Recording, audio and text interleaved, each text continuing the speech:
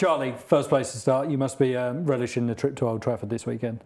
Yeah, it's like anything's dream to play at Old Trafford, and to do it in the Premier League is going to be special for me.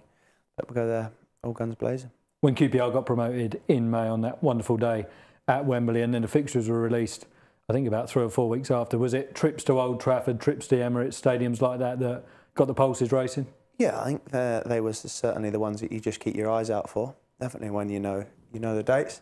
I've got a lot of Man United fans as friends, so there'll be a few going. I'm just looking forward to going there and getting out there. I think we've just discussed it. Nobody really knows what team Harry's going to pick, but even more so what team Louis van Gaal's going to pick. They've made a number of changes over the summer, especially on deadline day, with the arrival of Falcao and Blind, etc.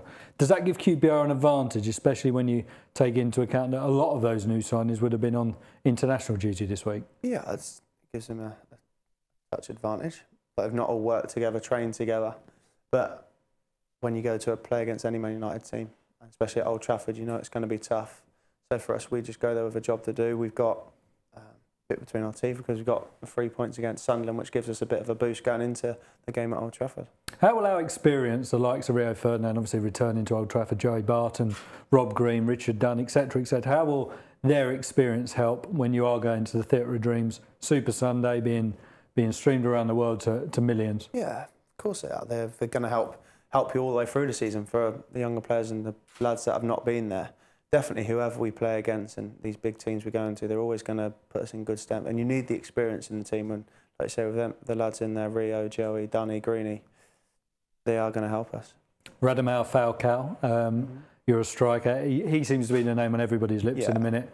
Di Maria was the week before, but Falcao, when a lot of people thought he was either going to Madrid or City, he's ended up at Old Trafford. I guess as a fellow number 9, you've got nothing but admiration for what he brings to the table as a striker. No, you look at his goal record, I think it's like 140 and 180 odd games. Scored his first men's pro goal when he was like 14. It just shows what he's got, and whatever club he's gone to, he's just scored goals constantly, and I'm going to be looking forward to seeing what he's got from the other end of the pitch.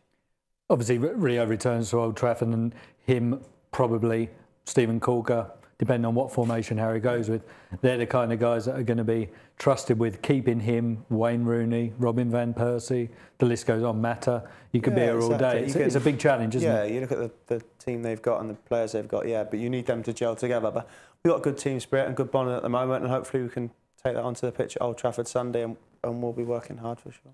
It's been a mixed start for you to Premier League life with the missed penalty, then the injury that kept you out of the disappointing defeat at Spurs, but you bounced back in terrific style against Sunderland last time out here. How do you feel you've acclimatised and adjusted to Premier League life? Yeah, like you say, after that first one at Hull, missing the penalty, I thought I had a good performance, and to score the goal would have capped it off, and I'd have been, a good debut. But unfortunately, I missed the penalty and I forgot about the performance. Like I say, I was injured, so I couldn't play against Tottenham. But then when I got out there against Sunderland, I was happy with my performance again, and to get the goal, capped it off, I was over the moon, and hopefully that's the monkey off my back, as they say, and I can push on for the rest of the season to score more goals. And nobody's really talked about it, but your movement for that goal, as Matt Letizia has just told me, was a sign of a good striker. Reading the knockdown from, I think it was Steven Corker, reading his knockdown. Leroy Fer. Was it Leroy Fer? My mistake. But reading that knockdown, adjusting your body and then slapping it in the roof of the net with your left foot. But I didn't think about that at the time, but it was just, when that happens, it's just something that Is that striker's instinct? Yeah, I think so. That comes out. It's something that I've developed over the year or had inside. It just, when the ball come across, I just try to get myself in the best position possible for me to score a goal, and that was just to drop off a couple of yards and create the space for me, and lucky enough it went in the roof of the net. And more importantly, we got the 3 points for the whole club. And what will that 3 points do heading into the game at Old Trafford? Because it's been a long break. I know it's only 2 weeks, but it seems longer than that at this stage of the season. Confidence must be high in the camp, I'm sure. Yeah, confidence is high.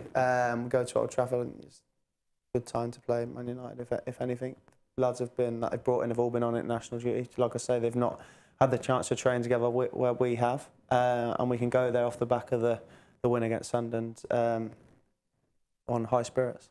Sandro and Nico Cranchar joined the squad on deadline day, taking our summer signings to 10 in total. Obviously, Jack Robinson spending time this season on loan at Huddersfield Town. But some good additions to the squad over the summer, and I'm sure, like you are, there seems to be a confidence amongst the supporters that QPR are in the Premier League to stay, and we can establish ourselves this year and going forward. It shows the quality that we've got and the backing we've got from the chairman to bring them in. You see the quality that Nico had last year, and definitely what I've seen in training so far. He hasn't lost that, and he's definitely added to his game. We all know about Sandro. We've all seen him play in the Premier League for the last 4 or 5 years for Spurs, and what an addition he's going to be for us, and what he showed in training. He's definitely someone you'd like on your team anyway. 72 hours or so until the trip to Old Trafford. When you hear Charlie Austin, Premier League footballer, Premier League goal scorer now, do you still have to pinch yourself to it's got a good ring to it. It's got a good ring to it. I always want to keep that. No one's going to take that away from me now. But like I say, it's a dream that when you're a kid to play in the Premier League, and that's something that I'm delighted to do. And it's going to be another box tick going to Old Trafford, and hopefully I can get the goal and put in a good performance to help QPR and get a decent result there. Just very finally, you mentioned about boxes being ticked. I know that one box that is still to be ticked would be an England call-up. You watched England in the week, an impressive performance. Is that something you harbour aspirations for, to knock on the door this year? Maybe that's there in the future, but at the moment I know that I need to work. Got a lot of work to do for myself. Got to work hard for QPR, put in good performances like I have done so far this season. Score more goals and help us stay in the Premier League, and then who knows what could happen in the future.